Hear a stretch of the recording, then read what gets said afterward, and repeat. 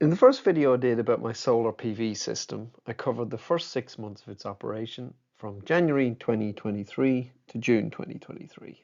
In this video, I'll run through the figures for July 2023.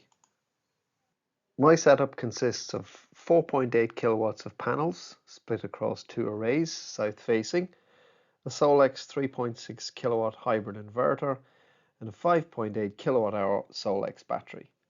I'm using a MyEnergy Zappi for EV charging and an Eddi for heating water. The data I present here is gathered from multiple sources such as Octopus, MyEnergy and Home Assistant. I'm currently on the Octopus Intelligence tariff, which provides 6 hours of off-peak electricity. All of my hot water is provided by an immersion heater, which is fed either from the grid in the morning or via the Eddi if there's any surplus solar in the afternoon. I keep my Zappi on Eco Plus, and its boost schedule is set to match the core intelligent Octopus off-peak hours. The interaction of my EV, Octopus and my Zappi charger isn't great, but that's a topic for another video. In terms of how we use any surplus solar, we first top up the battery to 100%, then fill the hot water tank before feeding any remaining surplus into the car. If the car is topped up or not plugged in, the remaining amount gets exported. Now let's move on to the numbers, starting with generation. July wasn't as sunny as June, and even though it felt like it rained a lot, the generation was still pretty good, coming in at 463 kilowatt hours. This is 25% or 161 kilowatt hours less than June's generation total. We consumed 91% of the solar that was generated. We imported a total of 235 kilowatt hours from the grid, compared to 708 kilowatt hours in 2022.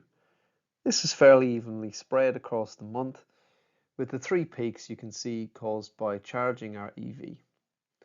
92.8% of the electricity we imported was off-peak, up from 88.1% in June. In terms of consumption, we used 637 kilowatt hours of electricity. Solar provided 63% of our usage, and we consumed 91% of the solar that was generated. For comparison, in July 2022, we imported 708 kilowatt hours. At present, I don't have a very detailed breakdown of the consumption, but I'll go through what I do have. My networking and smart home setup consumed a total of 95 kilowatt hours. My EV was next, with a total of 82 kilowatt hours put into the car via the grid. The Mixergy tank consumed 61 kilowatt hours, with the Eddi playing a strong part in this reduced figure. My fridge and freezer consumed almost 20 kilowatt hours this month. I really need to get my Open Energy Mon equipment installed.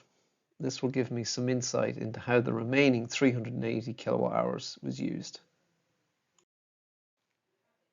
Not very much exported in July, only 46 kilowatt hours, which represents 9% of the total generated. The peaks were weekends when we weren't home, so most of what was generated got exported.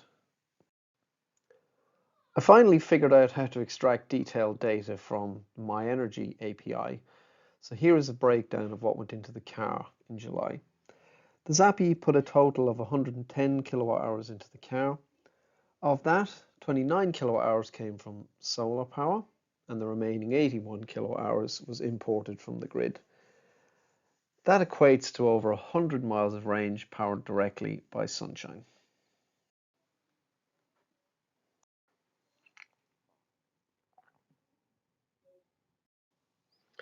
The total generated by my system to date is now 2.58 megawatt hours. Despite the weather being a little worse in the month of July, the generation was great, and I'm pleased that we've load shifted more than 90% of the electricity we imported. I am hoping to improve the interaction between my Eddi and Mixergy tank this August, and I'll report on that in my next video. Do check out my video on the system's first 6 months if you've not already watched it. And that's it for this update. Use the comments to ask any questions you might have. If you have a solar setup, I'd love to hear how your July went. If you found this interesting, please do click the like button. And if you like videos like this, please do consider subscribing. I'm also on Twitter, and I'll link to my profile in the description. I'm Tom, and thanks for watching.